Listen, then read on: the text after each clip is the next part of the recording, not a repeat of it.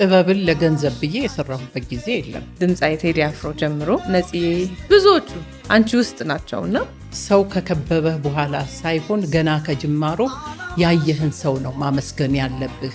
ምን አነሳስቶች ነበረ ወደዚህ ሙያ የገባሽው? በአትሌቲክስ ውስጥ ነበርኩኝ። በሩጫ በ100 ሜትር የመጀመሪያ የወርቅ ተሸላሚ ነኝ። እስከዚህ ዕድሜ ድረስ ላላገባ ላልወልድ አቋሜ ላይቀየር ብለሽ ትፈርሚያለሽ። የምሰራው ደግሞ ፕሮፓጋንዳና ቅስቀሳ ውስጥ ነበር።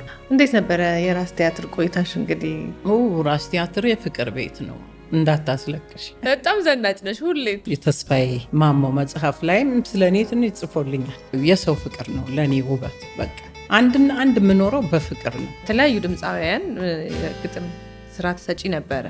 በስሜ ያልወጡ ብዙ ግጥሞች ብዙ ዘፋኞች ጋር አለ። የሰው ለሰው ድራማ ከህዝቡ ዘንድ በጣም በስፋት ያገናኘሽ። የሰራሁትን ስራ ሁሉ የበላብኝ ሰው ለሰው ነው። ነፂዬ እንግዲህ ብዙ ነገሮች በከበደው ሰዓት፣ በተሸፈኑበት ሰዓት ግን ብዙ ነገሮቹን አብረሽ የተጋፈጥሽ። ስለ ነፂ ማውራት አቅም የለኝም። ልጄ ነው። በተለይ ፍሬሽማንን በምንሰራበት ጊዜ የከፈለው መስዋዕትነት ቀላል አይደለም።